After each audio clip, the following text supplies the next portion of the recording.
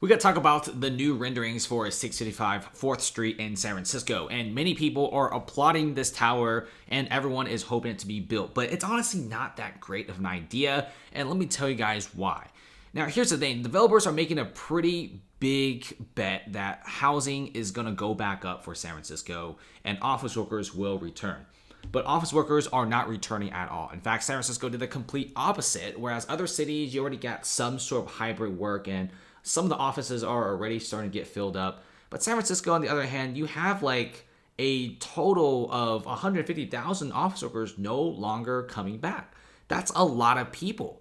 And the amount of people commuting to San Francisco is virtually non-existent.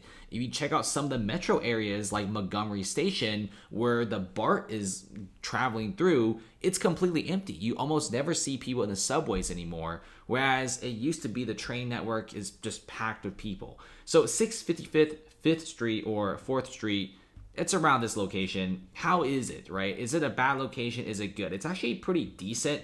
You know, obviously, like the surrounding close proximity areas aren't really so great. It's also next to a train station, so it's actually fairly noisy, but you're pretty close to some pretty decent restaurants, bars, and also Walgreens, and just a few minutes of walking gets you to the local Whole Foods. Now, it's pretty close to downtown. It's, in fact, probably just like a 3 to 5 minute drive to the Salesforce building, and also very close to Mission Bay, the Dog Patch, and also the Mission District. It's a decent far distance from like the Tenderloin and the Civic Center, which are probably the areas in San Francisco that you want to avoid. So location wise, it's pretty decent, and they're going to be making this into a series of rentals. If you check out this, less than a month after elevations were shared, the San Francisco Planning Department has published 2 new realistic renderings, and the buildings themselves look absolutely fantastic, but will these buildings be in demand is a whole different story. Now, 655th 4th Street, it's going to be a high-end rental market. This is not going to be some cheap public housing. One bedrooms are probably going for at least bare minimum $3,800 to almost $5,000. And there's a big thing about San Francisco and skyscrapers. It's never like that great together, right? When San Francisco mixes with skyscrapers, you get stuff like the Millennium Tower, which to this day, the problem hasn't been fully fixed and it's still leaning. And then you have like 33 Tahoma Street, literally right next door, and people are literally paying like almost $5,000 just for like a 1 bedroom. This building apparently is leaking and they will be shut down for repairs until like 2025. And residents have to live in like a hotel.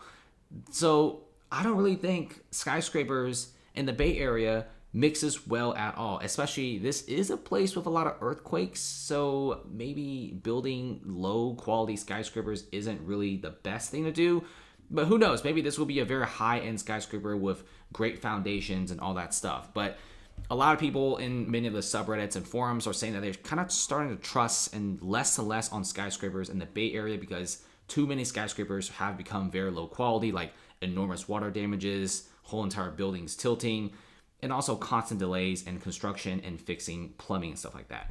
But that's a whole different story here. But just to let you know that this is probably one of the buildings that will be very difficult to get business. And let me tell you why.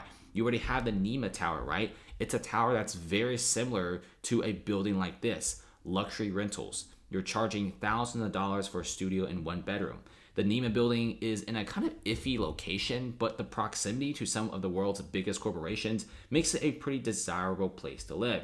You're right next to Starbucks. You're also right next to places like the XHQ or Twitter. You're next to Uber, Lyft, and Reddit. Nema is not a bad building at all. In fact, the Civic Center, despite there's a big homeless problem, is still a place with a lot of new skyscrapers that recently got built in the past few years. The Nema building literally is right next to the Twitter building.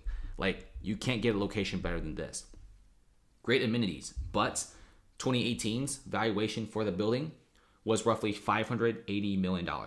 Now the valuation, according to a local bank, is $280 million. That's a 50% in decline, and they may be declining on one of their biggest loans. A massive, almost $400 million loan default for the Nema building. It's a 754-unit luxury multifamily apartment complex, and it could be transferring back to the lender, which is a very scary thing to see because they're losing so much money. There's barely anybody renting this place. In fact, the majority of people in this tower are pretty much leaving, right? Many jobs in San Francisco are either being laid off, going remote, or they're moving out of the city altogether. Even companies like Spotify already cut almost 20% of their workforce in the latest round of tech layoffs.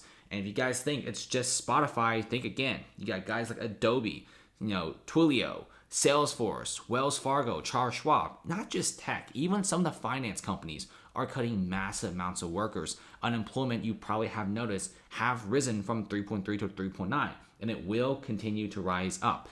And that is not a great sign at all, considering that remote work is here to stay. And even a San Francisco CEO is closing his $215 million company's upscale office lounge because return to work is fighting a losing war. So when people are not coming to San Francisco, making massive tower projects like these are pretty wasteful, and chances are you're probably not making any money.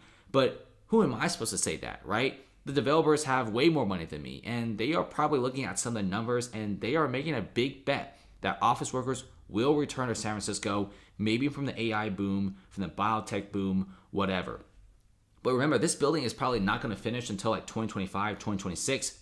And maybe by that time, San Francisco will have a massive recovery in terms of office workers and maybe even bigger demand for office space.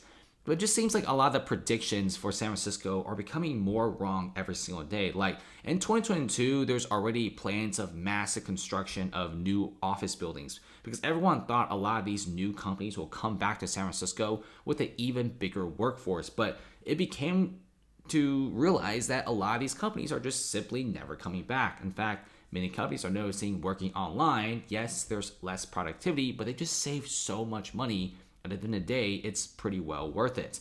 And look at this, right? Thousands of workers have left downtown San Francisco, and these guys are not coming back. This is why vacancies for the past 12 to 24 months keeps going up. There's never been a single month where vacancies in San Francisco goes down. The vacancies are actually one of the highest in the world at roughly 34.5%. It's heading towards 40% maybe by the end of March of 2024, in my opinion.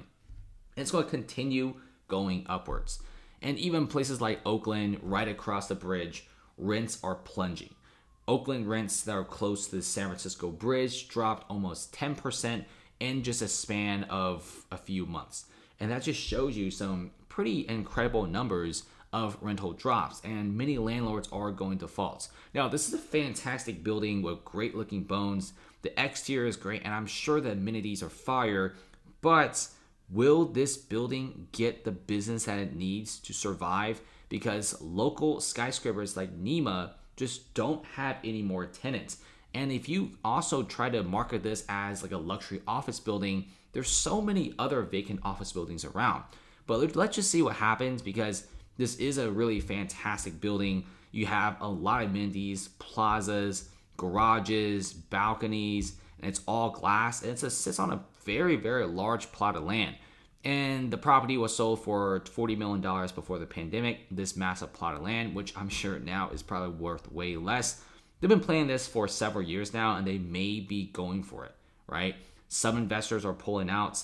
You already have two massive canceled projects in San Francisco, but let's see if this one gets the green light. I'm really curious to see the business and the vacancies or the occupancy rates after this is built, because right now skyscrapers in the Bay Area just are not mixing well at all.